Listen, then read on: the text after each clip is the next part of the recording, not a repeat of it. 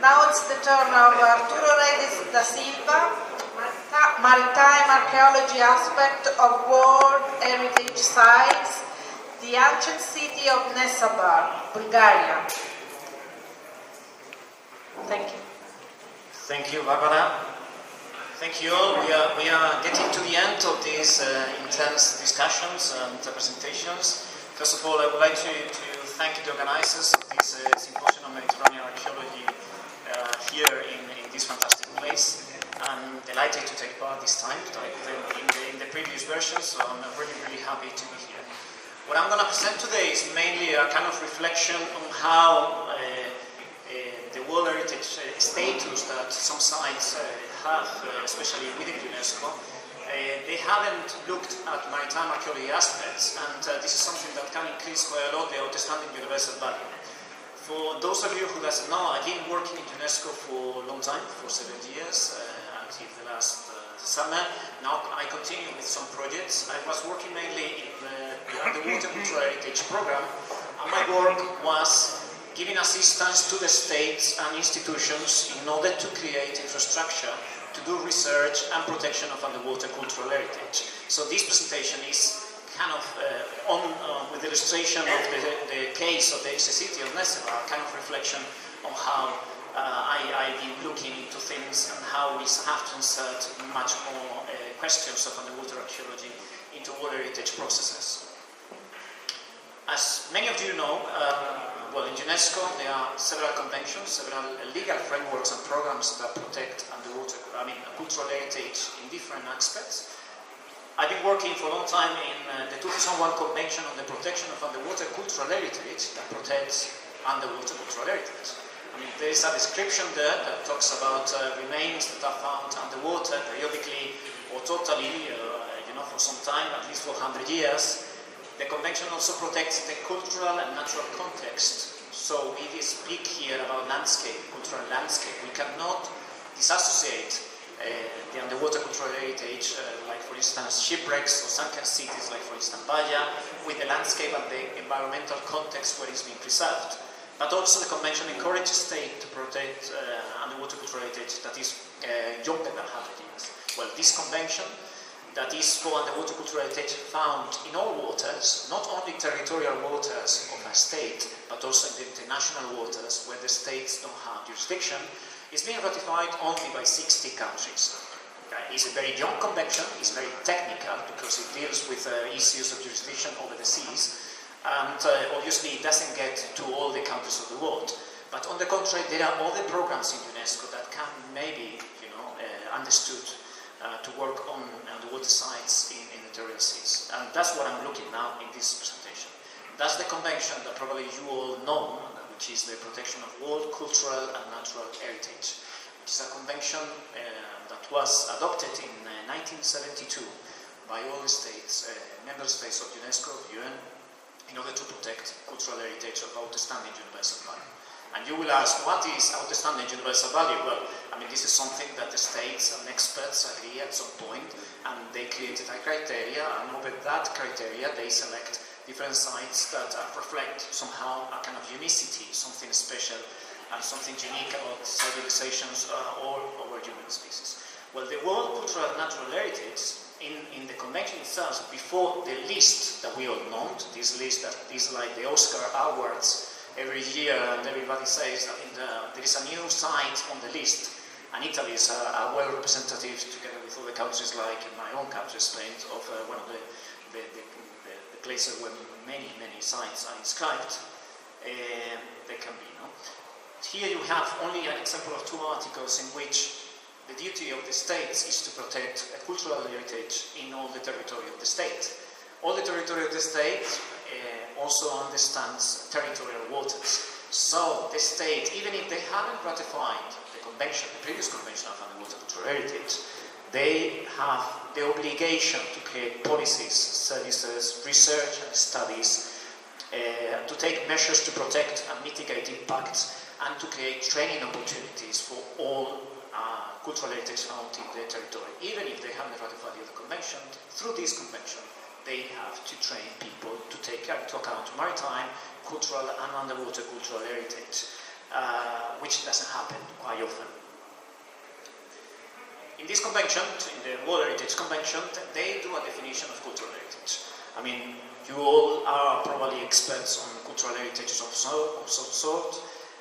The concept of cultural heritage has changed drastically in the last century, and it's always in the move, it's always changing, so I mean, policies, they have to be reviewed. The convention started with monuments, and the idea of monuments, beautiful places that can be preserved, and it moved to also understand natural heritage and even mixed heritage, in which nature and human constructions and buildings work together, or even to understand cultural landscapes. It's a concept that probably 50 years ago we then looked at.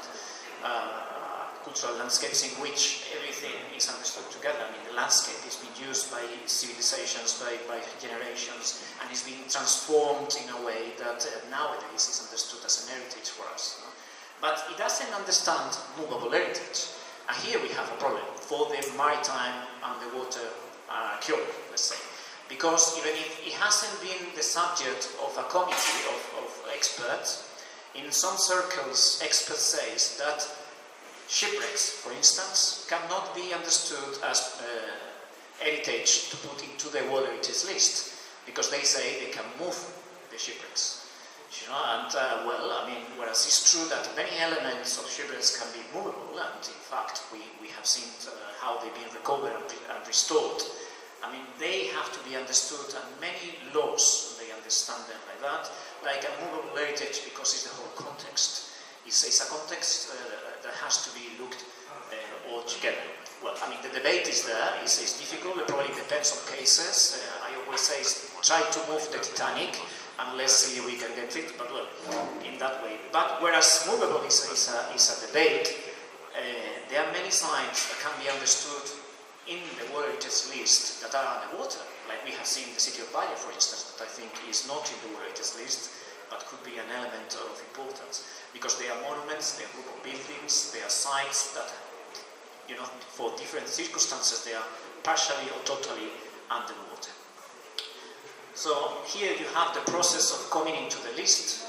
The states, they create inventories, they create a nomination file, and then you have the advisory bodies. You have 3 institutions especially, that probably you all know.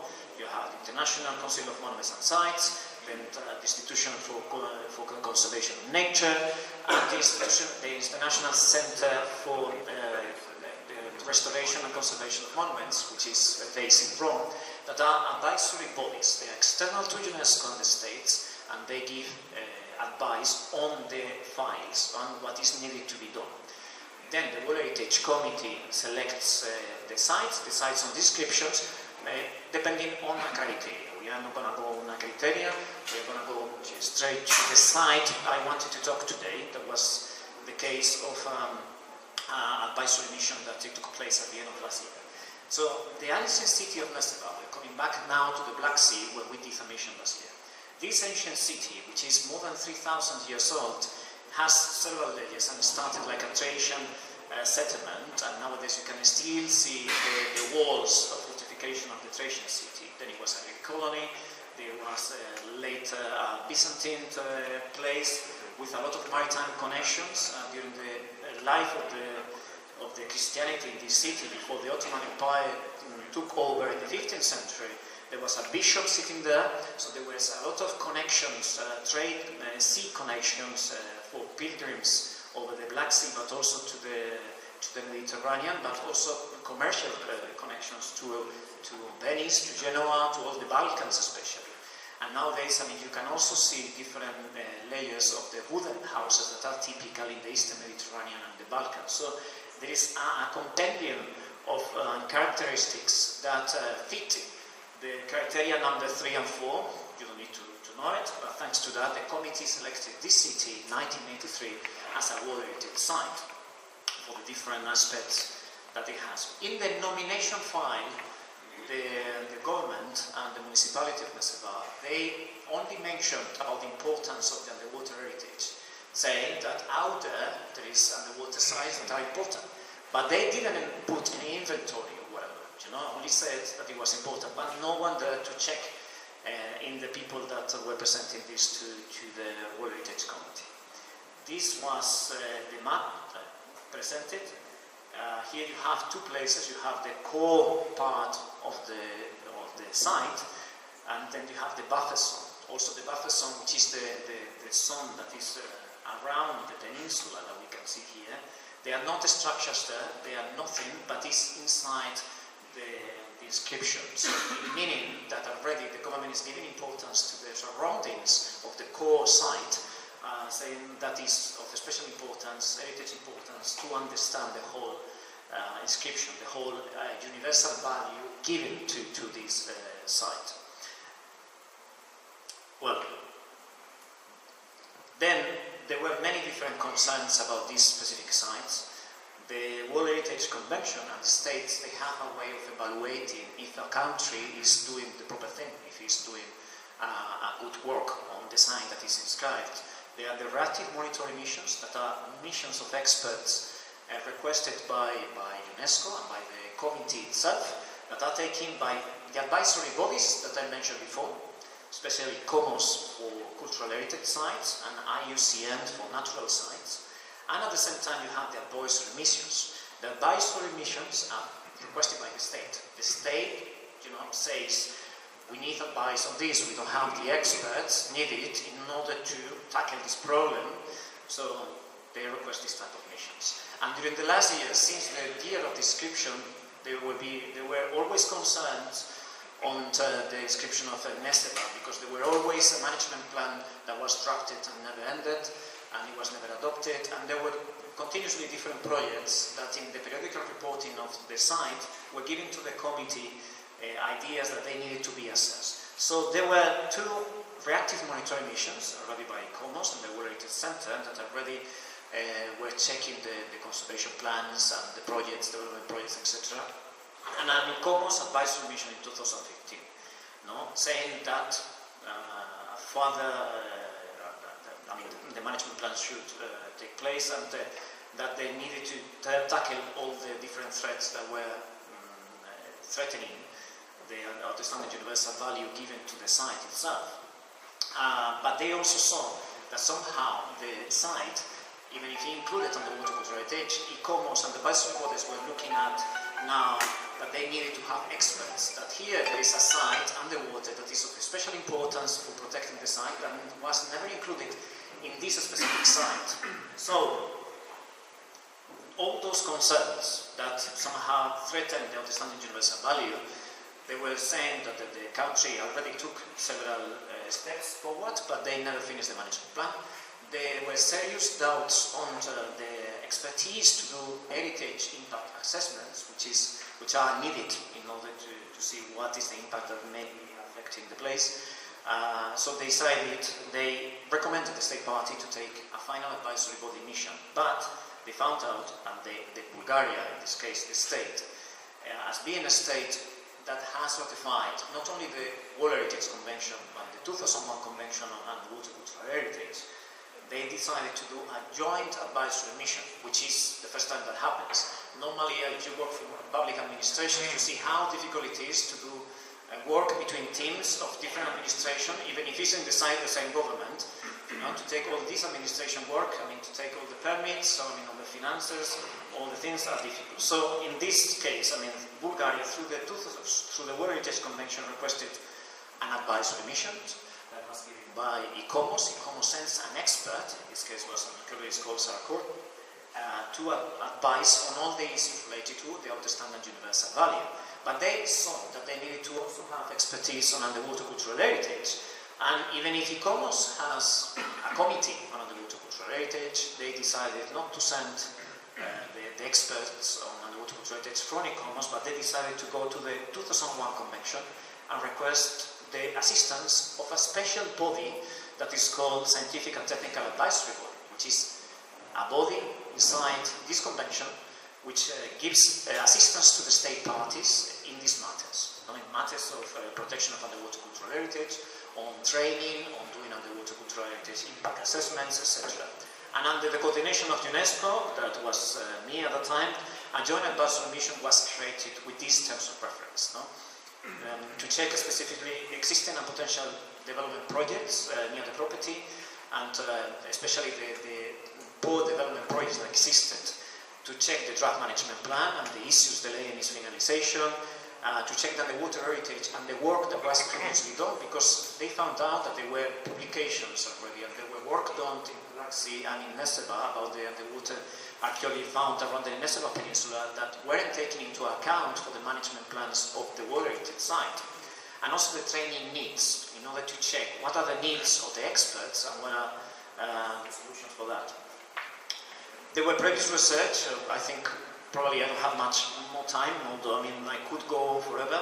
And really the work started in the 60s with a pioneer woman and a water archaeologist, which is called Lyuba Onyenova, I think. My pronunciation Bulgarian is not right, but he's one of the experts together with Honor Frost and many other women in the 60s that started underwater cultural heritage research. And they went on until 84, when it was inscribed in the list. They found many of the fortifications, especially from the Thracian period, but also Hellenistic, and some from the modern city. And later there were some peripheral structural work. You see the differences between the Nessebar Peninsula already in the 70s, I think, and Nessebar Peninsula later today. I mean, there was a increase over the land that affected to some of the walls. And then they started doing geophysical survey, and in 2017, thanks to the request of the World Heritage Committee, there was a report that created a geophysical survey. That obviously this wasn't taken into account for the World Heritage site, and now is being under evaluation. The main threats were some project development, some boat development projects. First one, the one in the north. That was one of the biggest places where historically they said that there were one port here and another port in the south, and it was going to be affected, especially with the construction of a dock that was extended here. Eventually, all the concerns of the international community made Bulgaria to withdraw from this proposal, so no heritage site was going to be presumably affected in this place. Then there was the Nessebar port terminal, which was the other ancient port in the south. We saw the picture before. Eventually also the concerns stopped this project, but the main project that was worrying the states and the status of water heritage site was the marina of Nessebar, which was here in this place, and it was affecting the buffer zone, and not enough information was given by the state party when it was requested. When the mission visited these places, it was seen that there were different docks that were being built over potential archaeological remains, solid structures that you can even see in this image from Google Earth that are being floated first to the port and then sunk to create the structure. So this concern was, okay, Barbara is telling me that we have to. Okay, well, so these structures were evaluated, not only the port structures but also the different structures. All this part was survey and different structures from what is believed to be part of the Hellenistic wall, the entrance to the ancient port, were found, because the peninsula was affected by different earthquakes, subsidence effects, and 1/3 of the whole peninsula, historic peninsula of Nessebar, lays now underwater. And there were many different structures that would need further research. Among them, you see this wall and this tower that were probably part of the entrance to the port. Also, there were parts of the ancient Thracian walls in the northern part of the northern wall, of the northern port. Here we see a picture from the 60s in which different people were lying on the different remains of the wall that were continuing this wall that is part of the Thracian walls, together with different addenda from posterior times. It is more or less the same. And another thing that we found, and that doesn't appear in any publication, is thousands of different ship graffiti in many of the churches. Many of the Byzantine churches dating back to the 10th century, 11th century, up to the 17th century of this period, you have graffiti, lots of graffiti that haven't been studied, they haven't been inventoriated, and that they are an illustration of all the variety of different ships that were sailing in between the Black Sea and the Mediterranean. You can see some other graffitis in other churches, also in the Turkish coast, for instance, in a place called Masra, I think there is also some churches in which you have this ship graffiti that were given probably by sailors and fishermen, especially to bring good luck to the sailing period. So, and the mission also gave training sessions on heritage impact assessments and how to include maritime, coastal and underwater cultural heritage into the heritage impact assessment. So this is an assistance given by UNESCO in a very integral way of understanding heritage to a state that was needed, inserting maritime archaeology aspects to World Heritage Site processes. The final recommendations were the creation of an action plan for the implementation of the 2001 Convention, a research program for underwater cultural heritage in the city that is now underway, because there is a very good center of underwater archaeology for the Black Sea in the under the Bulgarian authorities that is doing a good job. Create feasibility study to make some of the remains accessible to the public. This is another part of management, that they are studying some in tourism, can also go there and maybe taking initiatives from Italy on digitalizations that could be very, very interesting. Also an inventory and digitalization of the graffiti that could be very interesting, because can give and complete the continuity of all the ships' graffiti found in other places in the Black Sea, give a complete catalogue of ships. Capacity building program, and maybe a modification of the boundaries of inserted and inscribed in the World Heritage Site status to include the underwater sites. Then there were other concerns that probably they will assess next year in the committee of the World Heritage Committee that will take place in 2019. They will evaluate the work done by the state, they have followed the recommendations of this advisory mission, and they will take further actions. Now, one of the most important things is to do a final management plan, also including the maritime archaeology aspects studied by the archaeologists on place and by the mission by COMOS and UNESCO. And with that, I think I finished. Thank you very much.